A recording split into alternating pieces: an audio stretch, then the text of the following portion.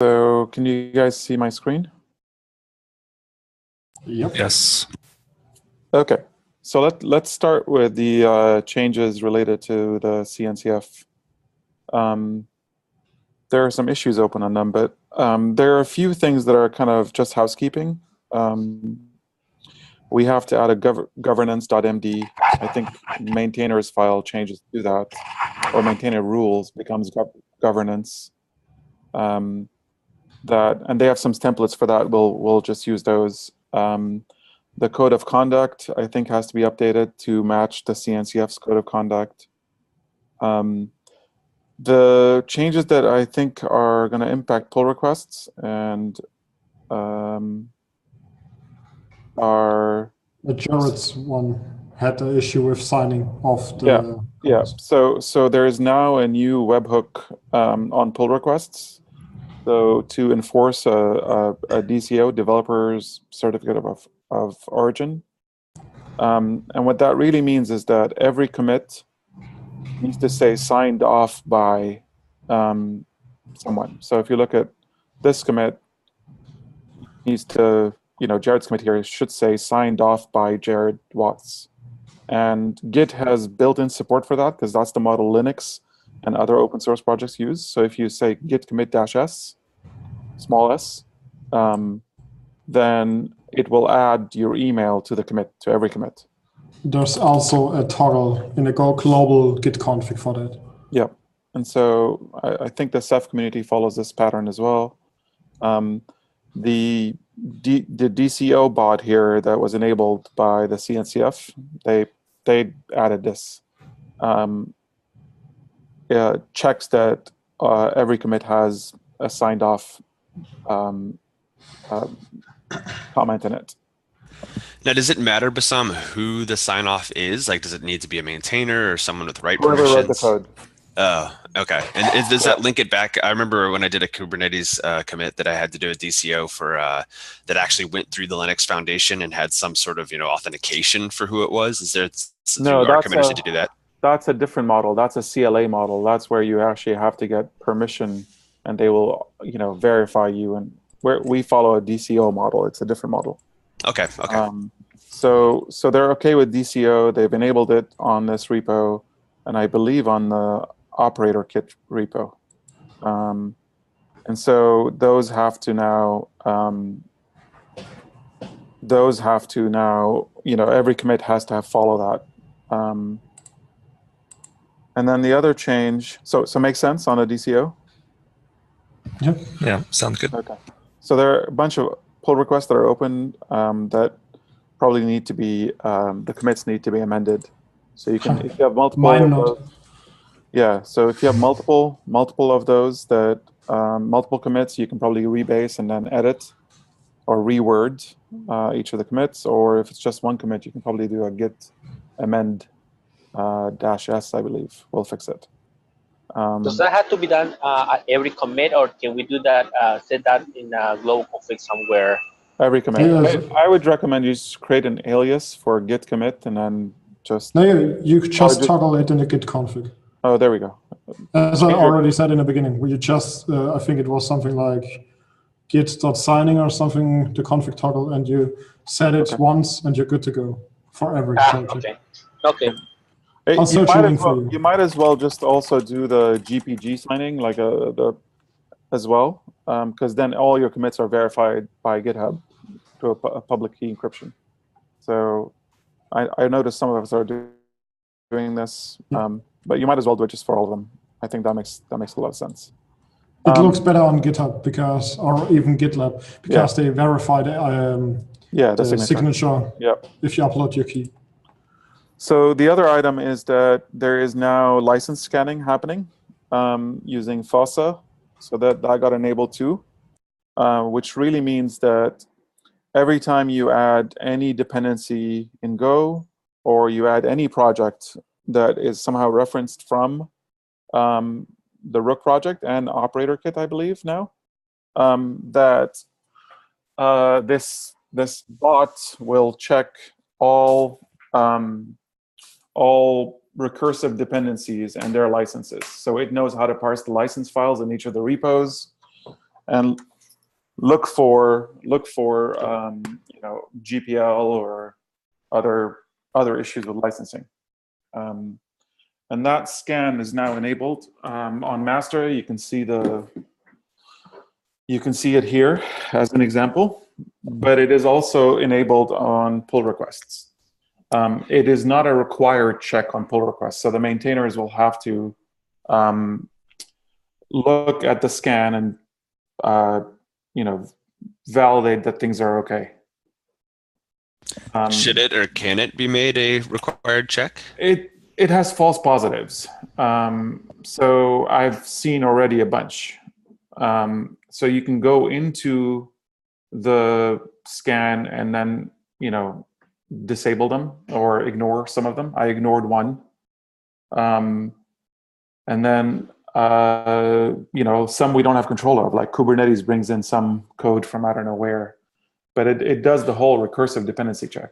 So, so that one, I believe the Linux Foundation and the CNCF were okay with making that not a required check, but it is a check anyway. So you should see it happen. Let me check again. Let me see. You should see it happen. Oh, it's not happening here. I'll verify with them, but you should see a license scan on each pull request, but it won't be required. So for now, let's just assume that the maintainers can, ensure that licensing is okay before accepting a pull request, or at least if there are exceptions or false positive, that they're understood. And so we'd be able to see that though as part of the pull request once we do whatever link it is to get it. Yeah. You should. I could have sworn that was enabled, but I'll verify with Chris. So that's the other one. I think I mentioned. So the contributing file has to change to have all the new rules about signing and everything else. We have to add a badge. Chris brought that up too. Let's see if I can find it. So governance, contributing, code of conduct, this one. We have to go through some process to get best practice, this process here, and it's actually a fairly long process, but we have to go through it to get a badge of, core infrastructure best practices, and it's a requirement for CNCF projects.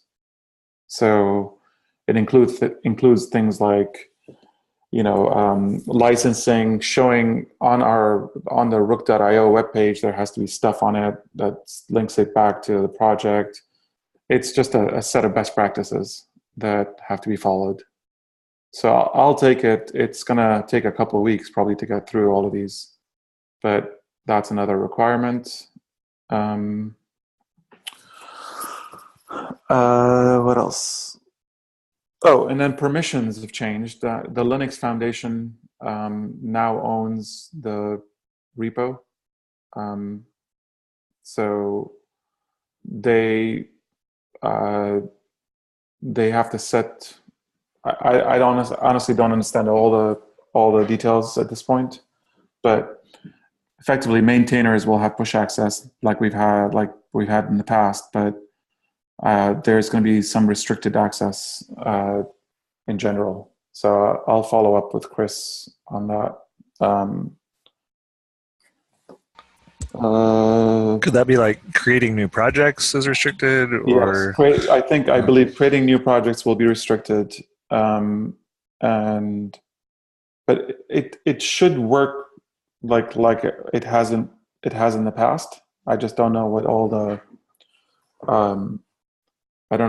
implications are. I haven't looked at GitHub permissions in a while in terms of what is possible and what's not. So I'll follow up. They have some guidelines around that.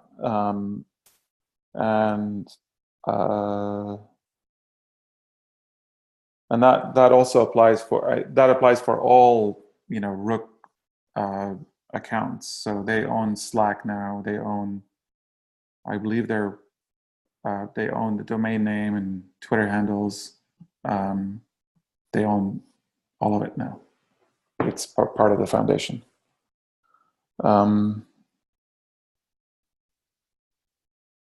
What else? Oh, another thing that they brought up is that there's a Google Summer of Code.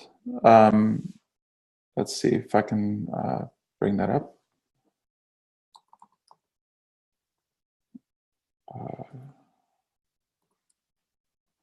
So they're applying for a set of interns that can help in the Google Summer of Code, and they asked the Rook team to add some tasks or some projects that interns could work on, and to assign mentors. So we'd have see Envoy is here, Core DNS is here. We should add a Rook section with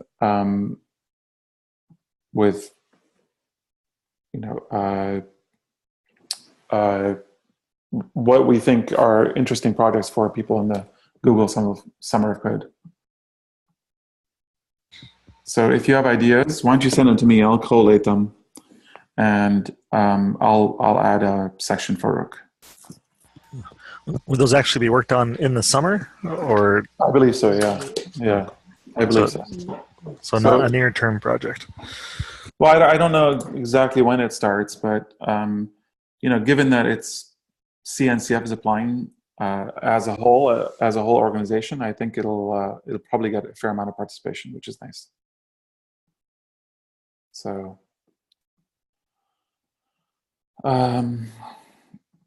I think that's it for housekeeping and all the changes. Anybody have questions about this stuff? It's gonna be a rough couple of weeks while we sort through all of this. But you mentioned Slack. Are we still gonna be using the same Slack, or are we gonna be moving I think so. Kubernetes stuff? No, so the Slack workspace is now owned by the CNCF, which means that because they are a nonprofit, I think we can upgrade it for free now, or they're going to upgrade it for free. I've asked them. That would be good. So I don't know if it makes sense to move the Slack rooms to the CNCF Slack workspace, but I think it's better to keep the Rook one separate. But anyway, I think Kubernetes has their own, right? Yeah, Kubernetes has their own. It predates, probably. So why would we move? I don't understand why we'd move. Yeah, I'm saying I don't think it makes sense. It's probably an option if we wanted to, but I don't think it needs to. I'll ask them. I've asked them before, and I'll ask them to help upgrade us to a full Slack thing. And I don't think we lose any of the history. So anything that was in the past, this should still be there when that happens. Another question I have is about the test infrastructure. I know Quantum right now is paying for running. Good question.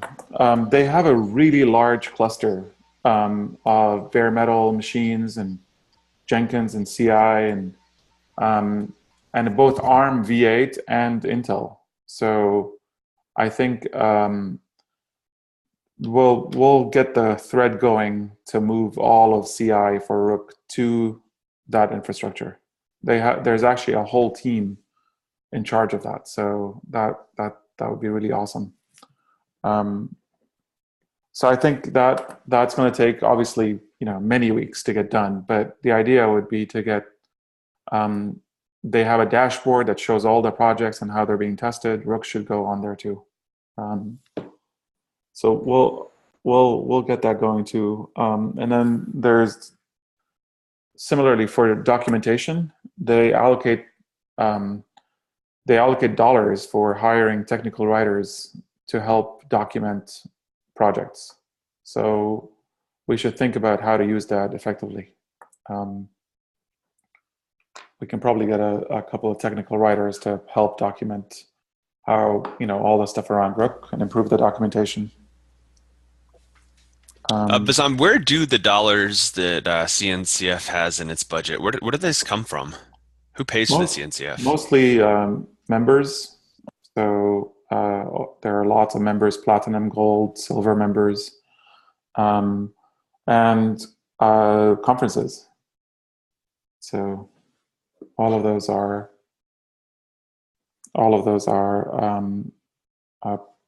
probably a major source of revenue here.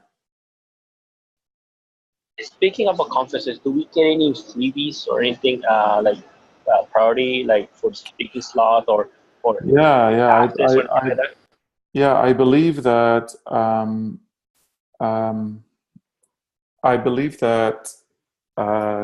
we get a salon and then every KubeCon going forward, which means I think you get 2 hours for dedicated to Rook. So a whole event space and talks and everything else that for each of the projects, so that people can come and learn about the project and everything else in the salon. And obviously you get coverage and badges and logos and swag. All of that stuff that's also part of the CNCF. So I don't have all the details, but it's pretty significant. So right now we're in inception, and the next step is incubation, right? So what do you think the next steps are, or is sort of a timeline in mind, or should we? I think getting to production, getting to V1, and then getting more production deployments of it is probably what I would look at. The multiple backends is likely to be another topic. So those are the things that come to mind. I think it's really a measure of maturity and community around it. Right.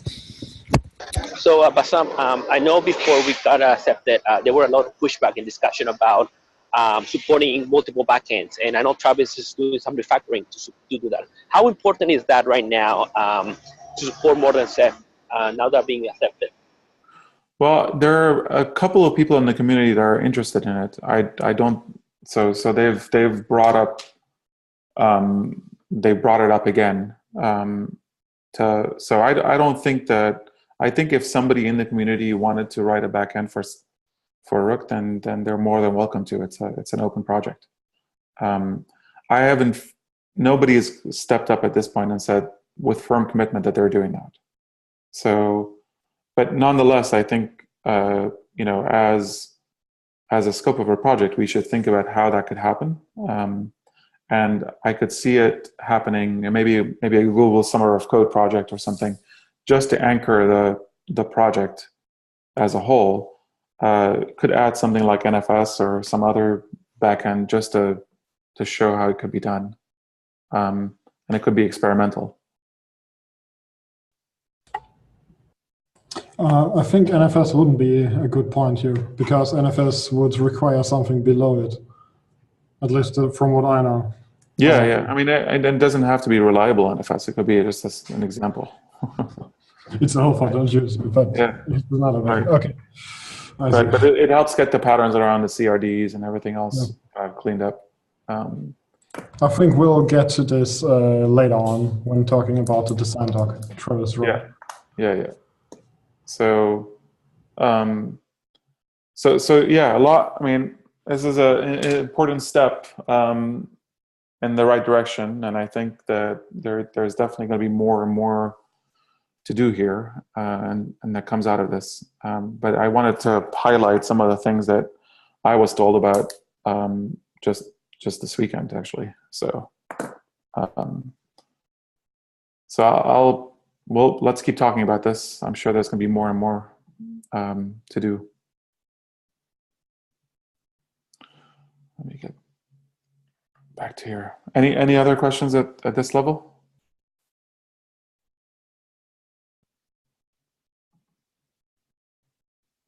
Okay. All right.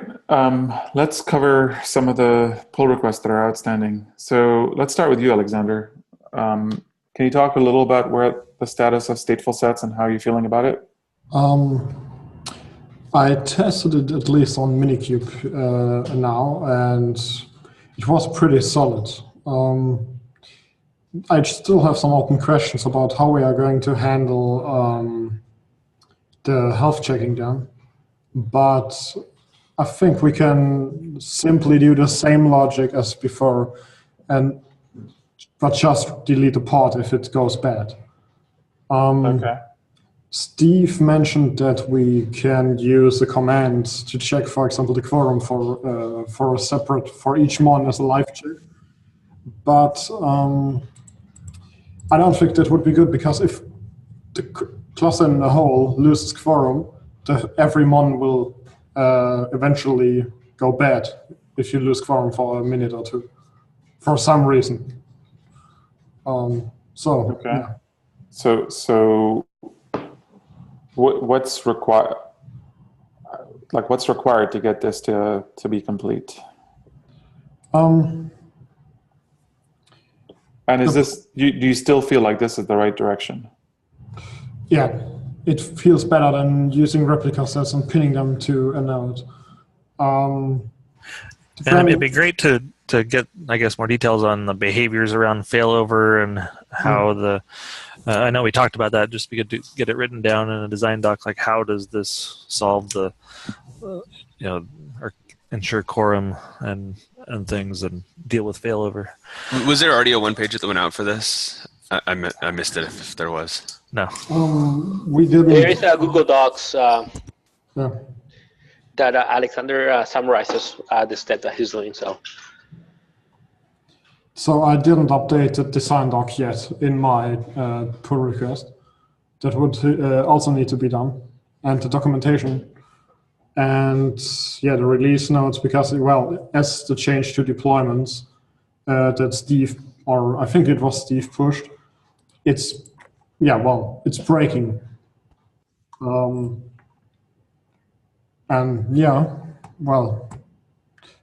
The big question really, as I think Travis said, if it's really the right way to go. I don't think it solves every issue we had in mind during the but it's at least feeling more Kubernetes native way to run a stateful application like Ceph-Mod. Any comments? Welcome on a pull request. I honestly have not had a chance to look at it in detail, but I was curious if this is something that we believe is going to help solve some of these issues that we're seeing with Mon failover, and if it's the right path going forward. I know there is, stateful sets are there's more work to be done on them, on stateful sets themselves, tainting and all this work that the Kubernetes community talks about. But so I don't know if Travis and Jared, have you guys looked at this in more detail? We've had discussions about the design too, and it seems like the design questions could be met with the stateful set, and how to get the consistent endpoints, since the mons can't change identity, or using DNS names instead of the endpoints basically was what we would need to do. It wasn't possible, by the way. But I'm going to talk to the Ceph guys on the next week on 7th. There is a Ceph day in Germany, and I'll talk to them and ask why we can't, or if we can go to using DNS for the mon map, and if we can, we should be good. We're really just utilizing DNS for the mon identities. Mm-hmm. Yeah. So then, if we need to answer some questions like that, then that would be a blocking issue right now. Did it work when you used headless servers, Alex? DNS in the mon map, or what do you mean? DNS as an entity when you use the headless service. You can't use DNS in the mon map. So So let me put it like this: the monitors, they need an IP to talk to each other. But what is good, headless service can be used for every other component to auto-discover through the headless server every mon. So that's kind of what I'm using right now. I have a headless service for For the other components like the Rados gateway, the manager, and the OSDs, they use a DNS name which has all monitors in it, and they get discovered. That is built into stuff. But the mons still, when they start, get the latest IPs of each other and use those IPs to connect to each other and set the mon map correctly.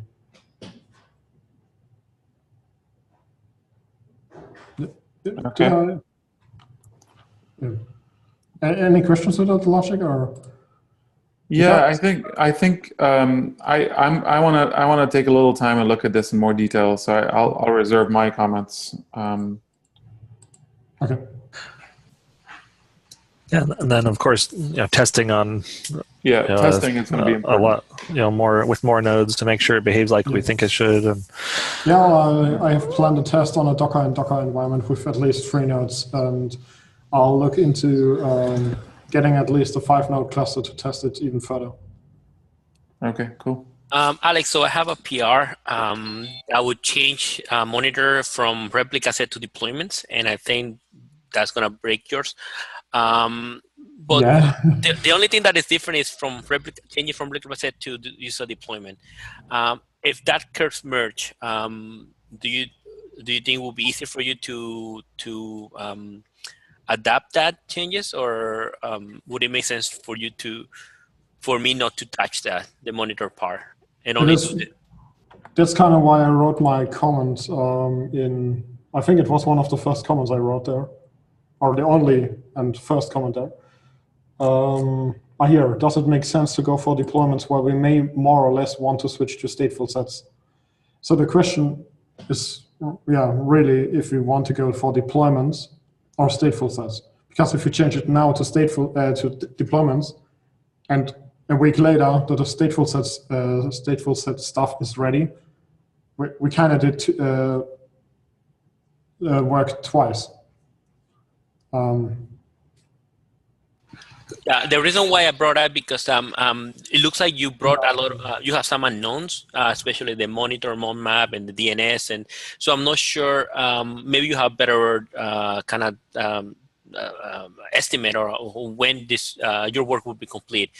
But if it takes, let's say, longer, then I probably don't want to hold on this PR because this will affect upgrades. So it kind of depends how whether those unknowns are I guess finalized. Well, at the same time, if we're going to go to stateful set, I don't think it makes sense to go to deployments right now because that complicates alpha upgrades. Yeah, we should make our mind up if it's deployment or if it's stateful sets, and then go down the path that makes more sense. One point to mention from my side, is we are still alpha with Rook. So right now, it's bad for the users, to be honest. But we are able, or we are allowed to make breaking changes. So if we don't do it now with 0.7, I think with 0.7, everybody was like, we are going to beta. So we will kind of break it. I think it's fine if we break it now, at least from my perspective. Well, we can change it now. We'd still have to document how to manually upgrade it, I think. Yeah, that will be the fun process there. Yeah. So a manual upgrade is actually currently broken with the. Yeah, I saw. Even with stateful sets, it's also completely broken to upgrade from 0.6 from replica sets to stateful sets. We would need to write a update logic, a separate script or something. That's so here's Travis. Not Travis, Alex. What I can do is that I can modify the PR and instead of use deployment, use replica set just for the monitors. It is going to be using the stateful sets, but it's going to be treated like a deployment. I'm not going to do any of the persistent volume stuff. I'm not going to do any of the templating stuff that you have. It's just pretty much just changing the resources from replica set to a stateful set. Yeah, you can. Yeah, you mean changing it for deployment for OSDs and other stuff, but not for the mons, or? No. Change it also for the for OSD is gonna be still deployments, but for mon is gonna be replica stateful sets. well, you would break kind of everything without having the other changes in. So it wasn't just I went in the code and switched to stateful sets and it worked. You need to change names and other stuff too. So yeah, it seems to me that we shouldn't change and then change it again. We should make our mind up about whether it's deployments or stateful sets. So it is less of a problem if you change everything else that is currently a replica set to a deployment, like the OSDs. But yeah, as Bassam says, if we leave the mons out, I can simply put in my stateful set. And I think I should be ready if I get enough feedback also about the health checking, if we really do it by pod. Let me check my calendar. Maybe next week, yeah, the second next weekend, so about the 10th, 11th February. Okay. Okay, I can do that. But I need to get feedback. I need to get more feedback on it. Okay. Because right now it's just like, okay, is it okay for me? I'd recommend, can we maybe schedule like half an hour and just talk after everybody's reviewed this? Yeah, that would be a good idea. Let's review it all independently offline and then get together and discuss for half an hour. Yeah. So maybe later in the week. Could we maybe set a date for review? Because, well, yeah. I would recommend Wednesday, either Thursday? Friday or Monday. Mm-hmm. I don't know what everyone's schedule is, but I think sooner would be better if possible. Yeah. okay. I mean, it's only useful though, unless I recommend everybody go through it. Maybe at a minimum, I mean, Steve, you've looked at this. Maybe Travis, given that you've done Mon stuff before, you could look at this, and I'll look at this too, and then. Yeah, definitely. Would be Thursday good too? So I have at least one workday to make some changes, and maybe you already reviewed because I work on the weekend too. And yeah. Well, you don't. So. Thursday works for me. Okay. I'll send you guys a meeting request. Sounds good. Yeah, I think there's this Thursday there's the storage SIG meeting. So maybe after that or yeah, we can do it after. Which time was it for you? Your time, PST? Yeah. What time? 9 The o'clock. storage meeting, 9 o'clock. So it should be 9 o'clock is fine, or is it starting? 9 to 10 is the meeting. Okay, then I try to schedule it for 10:15 or something like that. Yeah, they're pretty good about ending on time, so we could try 10 Yeah, o'clock. it's fine for my time too. Yeah. Good. I'll just note it down. So for my PR, I'm just gonna not change the monitor, but I'm gonna change everything else, like the agents and the RGWs and OSDs. Then. Yeah. Sounds good. Excellent. Okay. What are the other big ones here we should discuss? It sounds like the backend, Travis. I don't know, not a lot of more activity on this, but since we decided we'd talk this morning after CNCF and all that. Yeah. So can I just say something about this one? I would prefer a model where there is shared parts of the CRD and then backend specific parts of a CRD.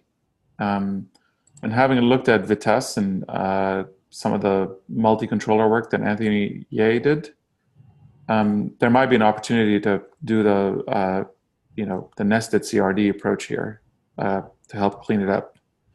But I think saying a concept of a storage cluster and all the nodes that should be part of a storage cluster and their devices is applicable to all backends. And even affinity rules and placement rules or anything specific. A storage cluster, I believe, is a very useful construct to have common. And then it gets more specific from that point onwards. Pools and storage classes and their relationship and all that stuff, I think, can be common. for certain parts can be common. And then going from there, when you start talking about an object store and others, it starts to get more and more specific. So the trick is, how do we capture, or how do we enable provisioning, or enable in the CRD sections that are common and then other sections that are specific. Right, and a couple things I feel like I ran into when I was writing this design is, so one, at what level do we share the code? Is it at the CRD level, or is it below that at the code level? And then the other one was, if we're using CRDs with all the subparts, how we can't declare different status like alpha, beta, stable at those subparts. It has to be for the whole CRD level. So how could we reconcile different parts of the project being at different stability levels? Well, if they're nested CRDs, then you're okay. If they're I don't know. That's true. So the subsections could themselves be CRDs that are nested, right? Mm-hmm. And have different status. And that's what I liked about the meta controller approach, or the composite controller approach. Mm-hmm. It made a lot of sense to me, because a CRD is a unit on its own, but the nesting brings them together in parent-child relationships that capture the dependency between them. When you talk about nested, are you talking about CRD sub-resources? Yeah, they use sub-resources, but syntactically, you can create one YAML with nested CRDs in it. Okay, because the sub-resource is an alpha feature, I think for 1.9, so you need to feature gate. Yeah. And I'm not saying we should, at some level it's syntactic sugar, but I think that discussion needs to be reconciled as well. The image, how many images we have, I think we're down a path of saying there will likely be just a very small Alpine-based Rook operator, maybe Alpine-based Rook operator image, and then a backend specific image. I like Steve's comment about, can we make the mon check happen, differently?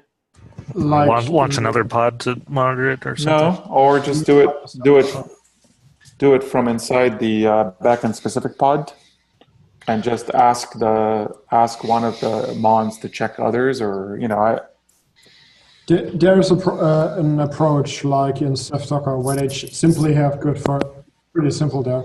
They just have a script, a checkmon or something script that is a Python script that runs in the image. Yeah. So you can do something like that, with a Go binary maybe, or just in a Rook binary too. So we can do this. So that would be nice, but to start with, if we don't do that, it's okay to put whatever we need in the operator image. So as a starting point, but it would be nice to solve that too. Yeah, it's been really nice having one container, really, one image for Rook. This means we'd need one for the operator and then one for each backend. Well, no, but you only get to use the operator. The operator figures out the rest. Yeah, the operator would know about the other backend containers to launch them. Yeah, so that's kind of cool.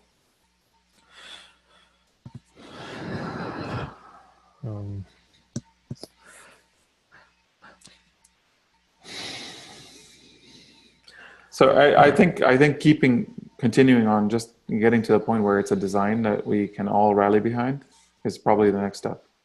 Mm-hmm. Even if it's, we only check in a design doc at this point, but don't actually start doing the work at all, I think that's okay. I started a security design doc, and there's no work on it at this point, but we can probably get help around doing some of this work. But I think it's important that we understand the design, and especially how it impacts other pieces, especially if it's, it intersects other pieces. Right. Yeah, I think the sub-resource is really the only thing that makes sense as far as embedding things and versioning. So I'll look more at that. Okay. How's the a single OSD per pod work, Jared? That's the very next thing I'm starting on. Probably hopefully today or tomorrow. So very, very soon. And I'll have a little design write-up that people can review as well. Okay. Keep in mind you could use the Rook agent in some way to get a disk or something. Yeah. Just also, yeah. Yep. Okay.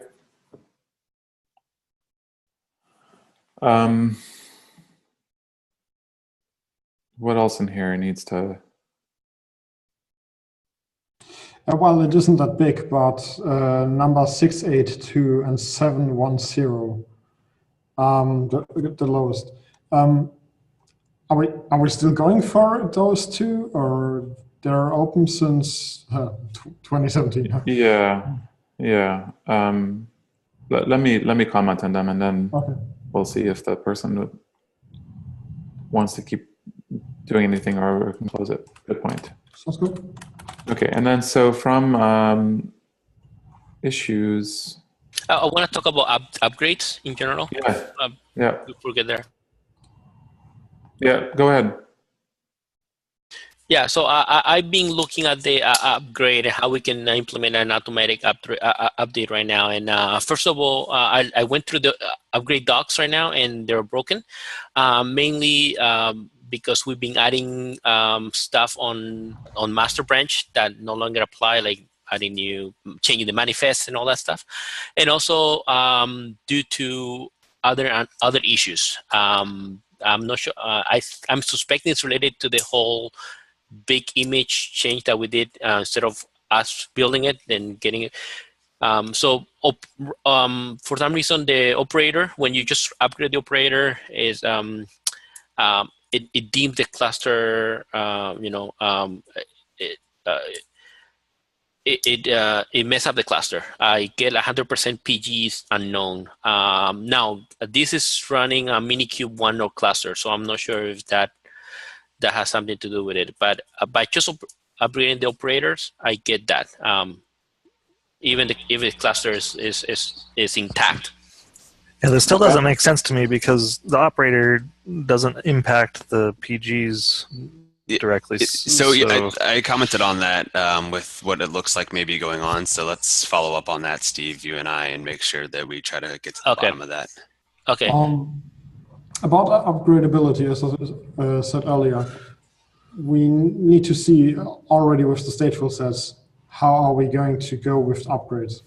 Because kind of the expensive way is to write a whole script or something that transforms the current running replica sets to stateful sets. Yeah. So for example, that was my next question. So I know we want to make 0.7 upgradable and hopefully our beta.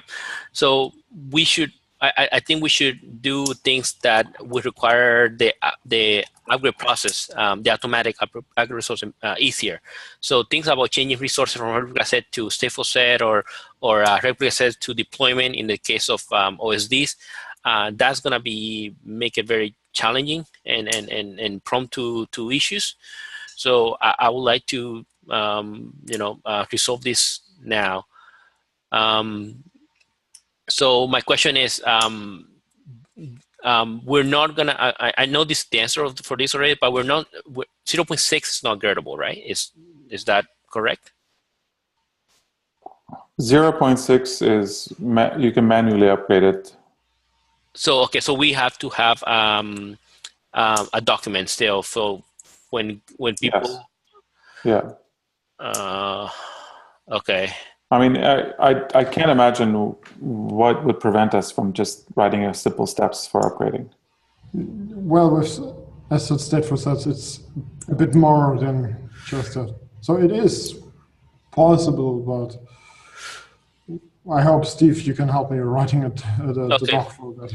So for the automatic upgrade, it's going to be from 0.7 to and on, right? We're not going to support automatic upgrade from 0.6 to 0.7, right? No, 0.7, the idea is will be auto-upgraded to 0.8 or to hotfix releases of 7. Okay. Okay, so yeah, my biggest manual. If we can't do manual, then yeah, that's my concern. The manual steps. Okay, that's what I know. And another thing that I want to bring up is support for Kubernetes 1.6. I'm proposing it to drop it. Reason is because 1.6 uses CPR. I know it doesn't have to do anything about Rook upgrade, but when users upgrade Kubernetes, they have to do a migration, and there will be a lot of volume attachments TPR that needs to be migrated, and that's a manual process. That could be also more opportunity for issues to introduce some errors. And also from the community, what I'm seeing, I haven't seen anybody that have run 1.6 Rook on 1.6 in like 6 months already. Well, my problem with it is that OpenShift Origin 3.6 is still based on Kubernetes 1.6, and that is widely deployed. Is it 1.7? I thought it was 1.7. Okay. No, that's the OpenShift Origin 3.7, I believe, is on 1.7. Okay. So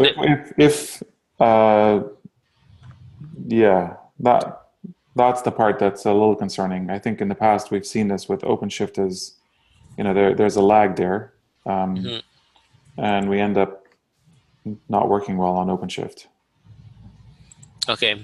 So when we discussed this before, I think we said anything that client Go supports, we should be able to support. That was I believe we arrived at a policy that was, as long as there's client Go support for a version of Kubernetes, we should adhere to whatever they're doing there. Okay, I thought they were doing like the last 3 version or something like that, but I'm not sure. Then that let's look that up. I believe it's 4 versions. Okay, and 1.10 is just around the corner, so that Could we maybe at least drop it for 1.5 if it's kind of not out of scope? Because right now we're with 1.5. What was it? Run as you can. TPRs. Yeah, already that. And well, with 1.5, it's already kind of unsupported, but sort of best effort, it might work. Okay. Steve, do you want to look at what versions Client Go supports and also look into OpenShift and just add them to the ticket? Okay, that's fine. Okay, and then we can look at it offline. All right, cool. What other issues here do you want to discuss? High level. I think the calculation of placement groups. I'm not sure if you can already go for automatic calculation. Yeah, I mean, we can improve it. It sounds like the Ceph community is going to do some work in Mimic for that. Yeah, but I don't think we can reduce the PGs. Yeah, I wonder if this is actually. I wonder if this is something that Sebastian or others from the Ceph team can help with. There might be some metrics to auto configure PG. Let's actually ask him about this. Okay, let's ask him. The one thing at least I heard from the Ceph team I work at is that when the workload changes, it's pretty hard to have a real good number for the PGs. That's just as a comment to that then. Okay.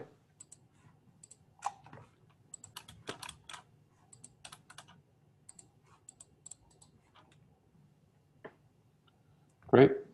Any other topics?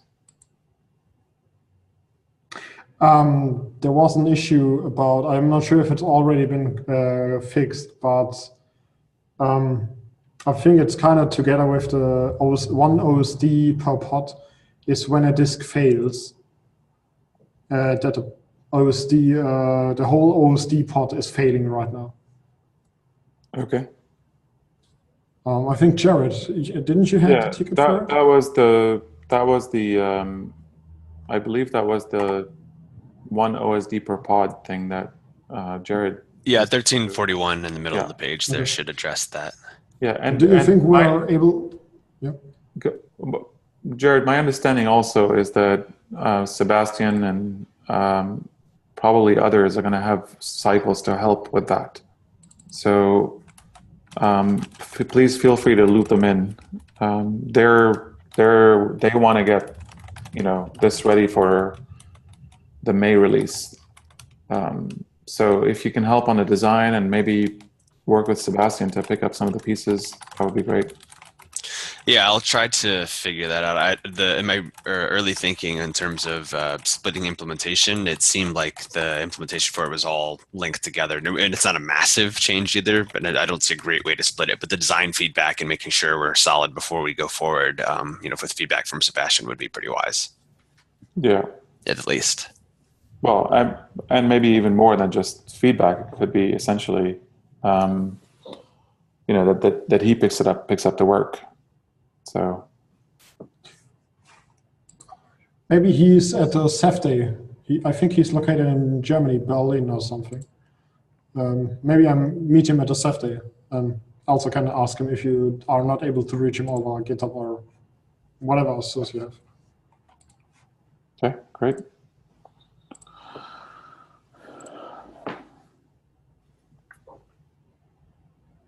All right. Any other topics? On the image stuff, it sounded like Blaine is going to help out with cleaning up some more of the images. So that's great. Blaine's at SUSE. So nice to see them engaged. So I'll follow up with him. I haven't heard back from him on this 1419. Yeah. And I'll follow up in the next week or so around some of the changes in the CNCF and all that stuff. So if we can help you with anything. Yeah, if you see anything that's like, I can't get work done or this doesn't work anymore, or pull requests are failing, reach out. And we'll try to minimize the changes here. Do we want to talk about, I guess, 0.7 timeline, or what's critical for what we're shooting for? I think we're trying to declare beta. Yeah. But it feels like we're not really converging at the moment. We're doing lots of things we need to do, but are we? What will it take to converge? That's a very good point. Let me take a pass at it, and then let's come back together and talk about it. I don't think we have time right now. We have 3 more minutes. Yeah. So I've been worried about the same thing. So maybe we can discuss a little offline and then come back with a proposal. Yeah. How to converge. Sounds good. Okay. One thing about redesign with the feedback. Did I get everyone on the meeting I sent around? I got Bassam, Steve, and Travis on the meeting now for the Mon redesign review discussion. That sounds like the right list. Good. Okay, cool. If anybody else wants to review and join, let me know. I'll add you to the meeting. Great. Thank you, guys. Congrats, everyone. Bye. Yeah. All right. See ya. Bye. See ya.